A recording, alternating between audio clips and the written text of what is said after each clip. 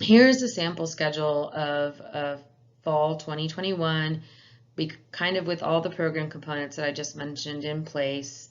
This could be a sample of like one of your groups days. Your start time will depend on your dismissal time from school, when the kids arrive. Some are coming by bus, some are walking. We do all provide meals or snacks of some kind. Most of our locations get meal service through a Central Texas Food Bank or City Square in North Texas, or we purchase snacks and provide them at our learning centers. We have a time for movement, homework, iReady, enrichment, green and healthy, and then of course cleaning up and dismissal.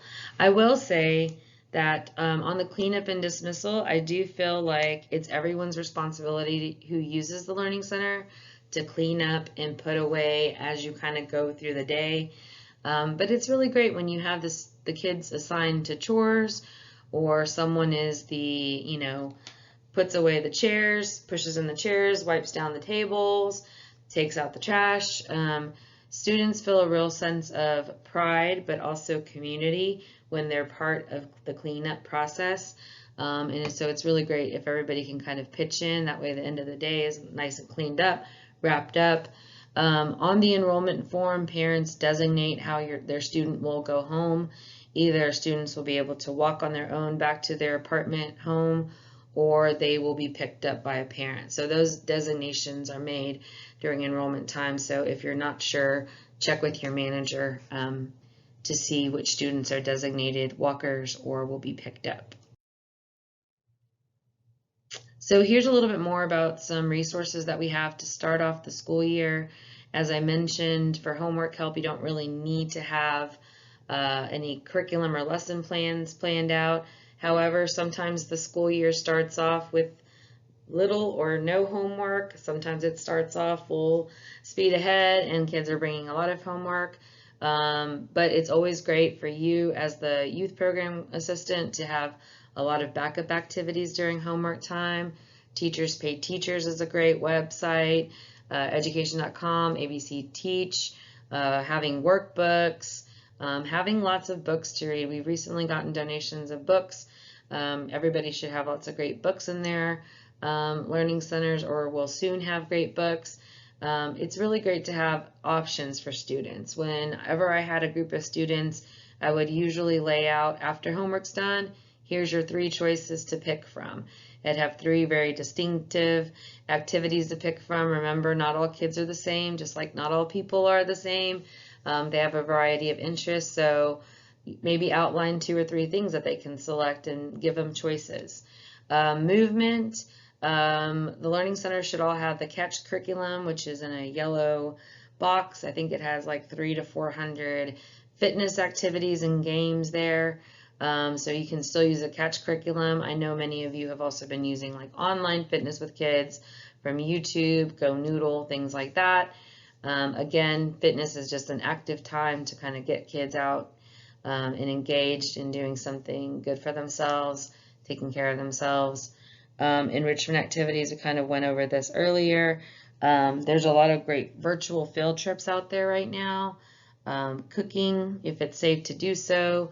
The coding website that we used this summer, I know, has some free access. Listed a couple of other things that I found. Teacher Vision, Pinterest, as usual, has great activities for enrichment. And some of you also received the Imaginate kits over the summer. If you still have those or haven't put them to use, that might be a good place to plug those in. And then lastly, as I mentioned, the green and healthy lessons, which should be on Teams soon. So wanted to cover this. We really like to add this to our menu for all of our learning centers. We're asking that all learning centers be required to do 6 family engagement events over the school year, with at least 2 educational events. I do understand that doing group gatherings right now might be a little more risky with COVID. It's okay if the events are virtual or start off virtual. We really want to use this time to engage with parents, to increase parent and child interaction, so family activities. We really want to use this as a time for our families, parents, to build a relationship with our learning center staff. It's a good time to tell parents what's coming up, what you're offering at the Learning Center, what programs will be coming soon, maybe get their input about what they would like to see. We also want to make sure that parents feel comfortable in coming to the Learning Center, talking with us. We can really serve as a liaison between school and home. If they have any concerns or questions about their students' learning, now's a good time to talk with them about it. And all of our events are free of charge to parents and families, and I know a lot of our families look forward to taking part in these events because it's something really fun and simple, quick, right in their community that they can take a part of. I've listed some examples of parent and family events in the past few years that we've done, and some have been really fun and engaging and successful. So soon we will have on the Teams folder a bank of resources for family events and some ideas, but it's great if you can meet with your own teams to plan those out in the coming year. We are also asking that 2 of those be educationally related. There can be more than that, but something like maybe you have a teacher from the school come and talk about how to help their kids with homework, or maybe you have a guest speaker come in and talk about safe screen time with kids. There's a lot of things that you can do to incorporate both fun and educational aspects during family engagement activities. So let's keep a couple of things in mind. It's always, always, always important to have a plan B.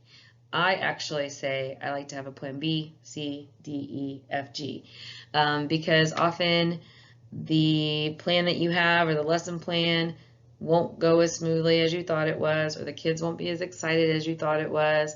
We're going to be. So always have an alternate plan for every activity. Have more than enough for the kids to do during homework time. Provide choices for the students. You may think about wanting to do another activity before you start homework with them. I know when I think about kids in relation to myself, if I ever bring work home at the end of the day, I usually don't get started on it right away, right? I may stop, watch TV, catch up with a friend, make myself some dinner, relax before I tackle my work. So same things with kids. They just got done with a long day of school, got home, got back to us at the Learning Center. They want to have a snack. They may want to get some energy out, do a physical activity, do an arts and crafts something, and then move on to homework. So although you and your staff and your parents might want to get homework out of the way, it might be thoughtful to think of another activity you can do maybe before you tackle homework. All I wanted to say on the homework as well is that we should not be spending the entire program day on homework. We want to make sure we have a balance of activities each day.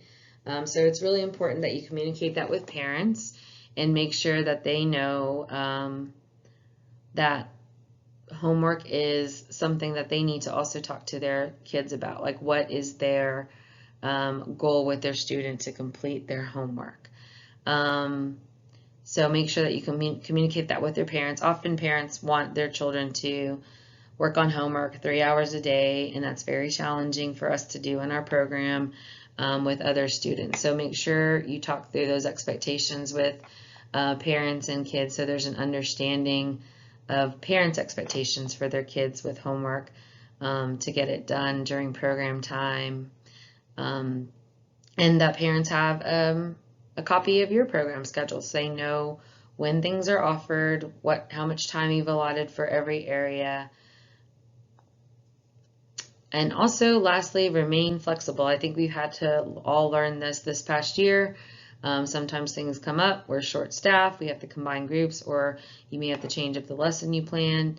It's okay to change plans or directions sometimes, so just be flexible. Many of you are new and you're learning the ropes and learning how to work with students, so be nice to yourself and take each day as a clean slate to kind of start over. So I just wanted to thank you all for such a great summer. If you work with us this summer, I know this has been a challenging year behind us, and we may have more challenges ahead.